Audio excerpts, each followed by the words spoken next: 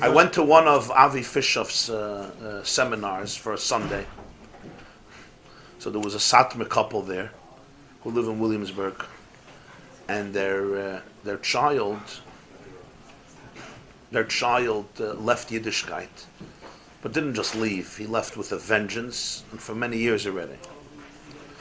Okay, so his path, as you know, some of you probably know, is very, very extreme in this way. He says once children hit a certain point where there's no return, you have to mamash go on Mesiras Nefesh to embrace them and do things that you would never do.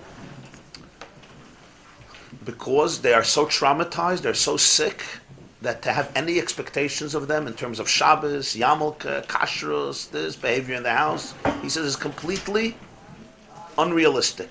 He says they're too sick. Unfortunately, 98% of them have been molested, many of them for years. They're pashat sick. Sadly, they are emotionally traumatized and ill. They don't even have a bchir. They don't have bchir. They're pashat sick. Mamash anoinus. Okay. And in many situations, he's absolutely right. Maybe in all situations. But certainly in most situations that I know. So he told these parents to in Williamsburg to buy him an 80 to find out what he wants and to get it for him. He wanted an 80-inch plasma. What is it called? An 80-inch screen. Yeah, in Williamsburg. The woman is telling me, the mother is telling me the story in Hitzabrach and her Yiddish, and she's explaining to me what she did. Wow, that's fascinating. So what we did for our child. He couldn't believe it. He could not believe it. He came home one day, they wrote a letter apologizing that they never saw his pain, they never felt it. He went through a lot. He was really abused, this kid. And they got him the screen, and he was just overwhelmed. He was so moved. Gave his mother a kiss, gave his father a kiss. I haven't given them a kiss in years. This happened 6 months before the seminar. She says he still goes out a whole night. Goes to party till 5 in the morning, and their stomachs turn over. But every single night before he leaves, 11 o'clock, 10 o'clock, she bakes cookies. Every day she bakes fresh cookies. She gives him the cookies in aluminum foil or a plastic bag. She says, here, you'll have some good cookies for you and your friends. And her husband goes to the door, gives him a hug and says, listen, my cell phone is open. Any point in the night you need something, you need a lift for you or your friends, you call me. She says they have a next door neighbor. Same thing. He also leaves. They actually hang out together. And he leaves every night, and the parents scream. They scream at him. His father screams at him and hollers at him. He says almost every night he turns around, he picks up one of his fingers to his father, and he uses 2 words that I shouldn't repeat, even not on video, certainly on video. Every night. Every single night, it's like the same thing. Lifts up his finger, says 2 words to his father curses him out, mother cries, runs to the kitchen. Their neighbor. And so she tells me, and she says now it's 6 months later, and he now comes to every single Shabbos meal. Every single Shabbos he comes to the meal, and he started to keep Shabbos. And recently he started to put on tefillin.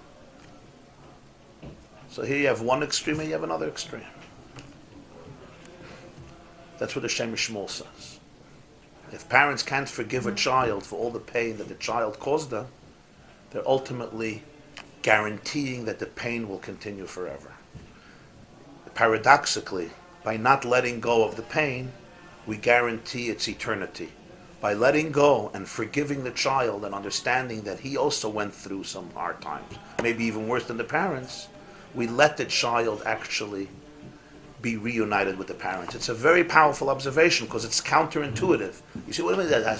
He's a lowlife what this kid did. He embarrassed the whole mishpacha. He destroyed our reputation. He destroyed the shidduchim of all of his sisters. He destroyed. What do you mean be moichel? How can I be moichel? I have 11 kids who are destroyed because of him. How can I be moichel?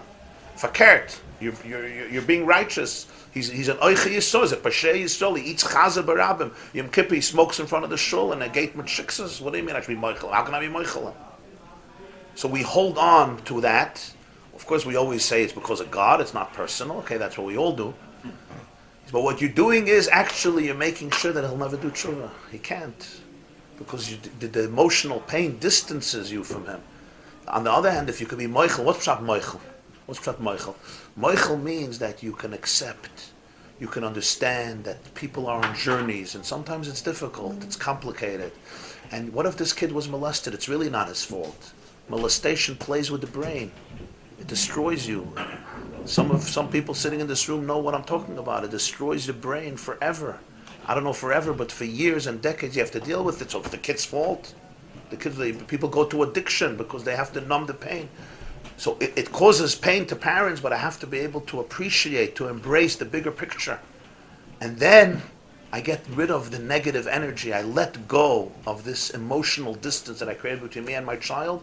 And paradoxically, my child can actually, because I tolerate him, he can actually change, he can actually grow.